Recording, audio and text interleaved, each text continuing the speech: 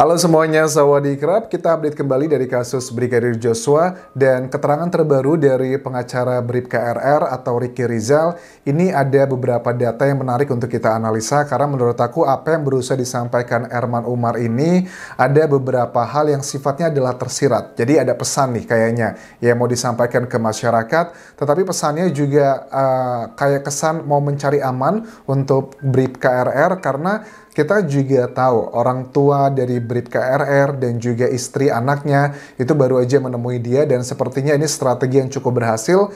Ini dilakukan juga dari tim penyidik ke Baradae sebelum dia berani menjadi JC atau Justice Collaborator, membongkar semua skenario-skenario yang telah diciptakan oleh Verdi Sambo. Ini juga sama dilakukan untuk Bribka RR dan sekarang kesannya adalah sepertinya berani. Tetapi berani pun juga aku menangkap dari Erman Umar ini ada beberapa keterangan yang kayaknya masih ada hambatan-hambatan secara psikologis, hambatan karena ya Verdi Sambo lebih kaya, lebih tinggi jabatannya, lebih tinggi juga secara sosial, tetapi juga ingin membongkar semua kebenarannya dalam kasus ini. Kita akan bahas lebih detail keterangan dari Erman Umar ini, tetapi sebelumnya teman-teman aku ingatkan, jangan lupa subscribe channel YouTube ini karena baru 28,9% para penonton yang sudah pencet tombol subscribe-nya. Please pencet tombol subscribe biar aku semakin semangat untuk mengawal kasus Brigadir Joshua hingga tuntas. Oke, keterangan yang pertama pada saat Erman Umar menyampaikan ke media massa adalah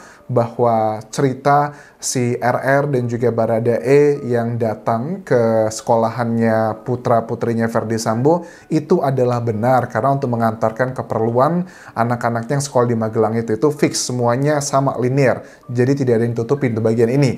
Bagian yang kedua adalah ini yang aneh menurut aku teman-teman, karena mulai anehnya adalah di bagian ini, karena bagi aku ini ada beberapa orang yang melakukan keterangan berbeda. Kalian ingatkan bahwa aku melihat keterangan dari penyidik dari seluruh saksi itu sepertinya tidak ada data sementara ya untuk hasil tes lie detector atau kebohongan.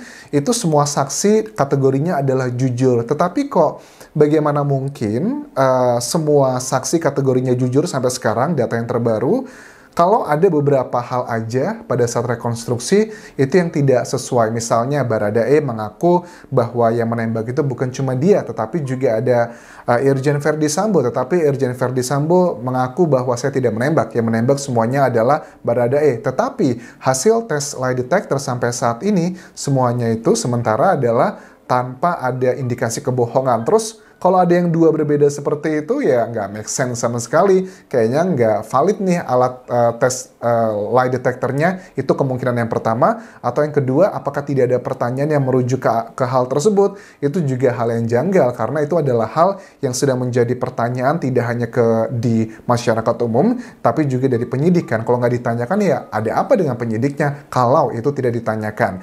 Nah, pada saat di lantai 1 Bribka RR itu tiba di rumah Magelang, kan sudah kita ketahui tidak ada siapa-siapa. Biasanya menurut dia di lantai 1 itu PC, KM, dan juga Susi, asisten rumah tangganya, suka kumpul di sana. Tetapi dia melihat adalah mereka semua berada di lantai 2, dan pada saat dia ke lantai 2, Ricky mengaku bahwa dia melihat Susi sedang menangis, duduk di dekat tangga, dan dia juga masuk ke kamarnya Putri Chandrawati, dan Putri Chandrawati itu lagi tiduran berbaring aja. Kita nggak tahu nih berbaringnya ini berbaring sambil menangis efek dari dugaan yang dilakukan pelecehan seksual tersebut yang diklaim oleh Verdi Sambo tim ya, dan juga Putri Chandrawati, ataukah berbaringnya tersebut berbaring gimana posisinya, itu juga nggak dijelaskan dari Erman Umar ini.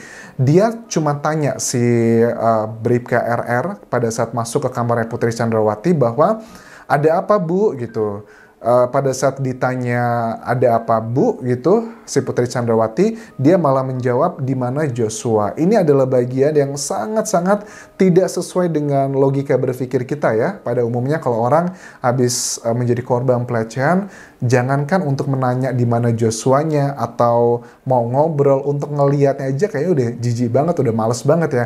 Itu adalah aku melihat dari berbagai kasus orang yang sedang menjadi korban pelecehan itu akan melakukan hal-hal seperti itu pada umumnya. Tetapi ini adalah hal yang berbeda. Terlepas dari banyak psikolog forensik juga mengatakan biasanya kalau orang yang menjadi korban pelecehan seksual itu biasanya adalah relasi kuasanya sangat kuat. Biasanya orang yang lebih tinggi jabatannya melecehkan orang yang lebih rendah jabatannya. Kemudian juga biasanya dilakukan di tempat yang bisa dia amankan. Ini kan lokasinya adalah ada yang lainnya, ada juga KM, ada Baradae, ada juga Bribka RR. Kok Brigadir Joshua melakukan di situ, apalagi itu juga atasannya sendiri, itu adalah poin-poin yang membuat kita masyarakat Indonesia tidak percaya dengan statement yang dikeluarkan dari Putri Chandrawati bahwa dia dilakukan hal seperti itu.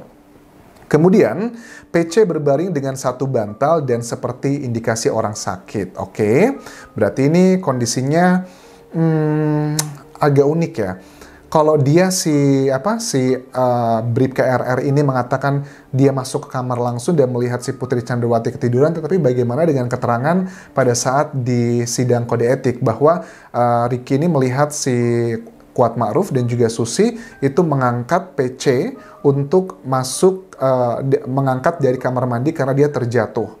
Itu tidak disampaikan dari Erman Umar ini. Apakah hanya karena keterbatasan waktu di wawancara, ataukah ada beberapa keterangan yang berbeda? Karena untuk mengecek orang itu bohong atau tidak, itu pasti detail-detailnya pasti ada yang berbeda. Mungkin kalau secara umum, general ceritanya sama yang kita bahas berkali-kali.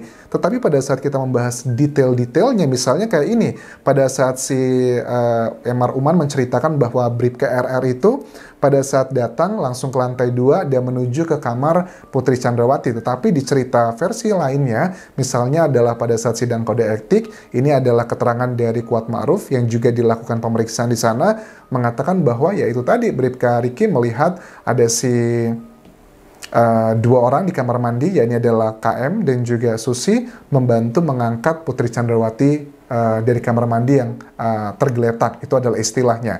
Kok ini berbeda detail? Jadi siapa yang bohong nih? Karena bagian-bagian detail itu adalah untuk mengecek siapa yang bohong, di mana poin-poin kebohongannya. Kemudian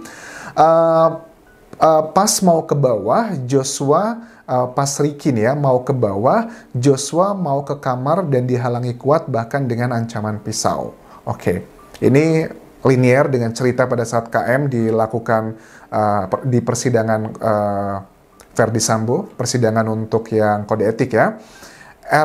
Ricky inisiatif tanya kan, karena tadi ditanya sama ibu mengenai Joshua di mana. Akhirnya pada saat dia ngobrol di lantai bawah ditanyakanlah sama si Joshua sebenarnya ada apa. Cuman pada saat ditanya ada apa, Joshua bilang saya nggak ngerti kenapa Om Kuat marah-marah begitu aja. Terus si Ricky bilang oh iya ibu mau ketemu sama kamu gitu. Awalnya menolak tapi berkali-kali disampaikan, akhirnya ya sudahlah mereka berdua naik ke atas ke lantai 2 ke kamarnya Putri Chandrawati. Tetapi RR tidak masuk ke dalam kamar, hanya menunggu di depan pintu saja dan tidak mendengar apa keterangan yang disampaikan di situ.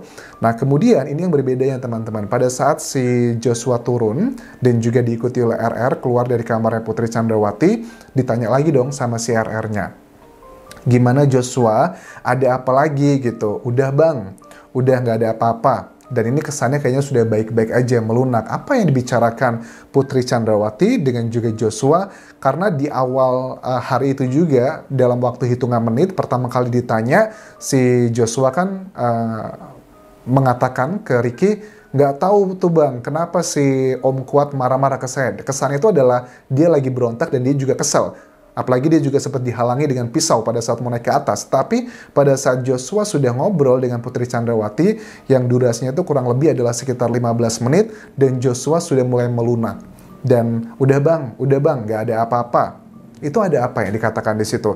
Ini ceritanya ini kok aku tidak menemukan kekhasan kalau peristiwa telah terjadi pemerkosaan. Karena kan ini adalah dengan kronologi yang telah disampaikan itu, ya kalian tahulah ya, kata Pak Mahfud MD yang mengerikan dan menjijikan itu, kronologinya kan ada seperti itu ya, artinya sudah terjadi hal seperti itu, tapi kok reaksinya sangat anomali sekali gitu. Kalau orang habis dilakukan hal seperti itu tanpa melihat jabatan, tanpa melihat siapa dia, pasti akan histeris, pasti akan yang luar biasa gitu. Let's say anggap aja mereka sudah kenal, mungkin aja Anjas kayak dalam keluarga gitu kan, kita juga sering melihat ya ada pelaku kejahatan seperti itu yang juga adalah anggota keluarga. Itu memang ada, itu adalah anomali juga kan, anak ketemu dengan misalnya ada dilakukan pelecehan oleh seorang ayah gitu ya ke anaknya, walaupun pelakunya adalah ayahnya sendiri, tapi masih terbiasa biasa-biasa aja pada saat ketemu dengan orang banyak, itu juga make sense. Make sense-nya adalah karena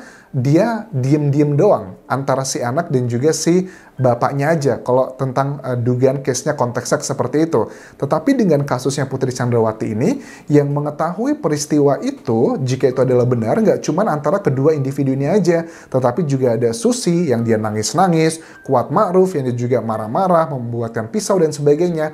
Itu nggak sesuai logika berpikir gitu. Mungkin aja kesannya tidak terjadi apa-apa kalau tidak ada yang melihat, tidak ada yang mengetahui. Tetapi dengan PC dan juga Brigadir Joshua, itu satu rumah mengetahui semua.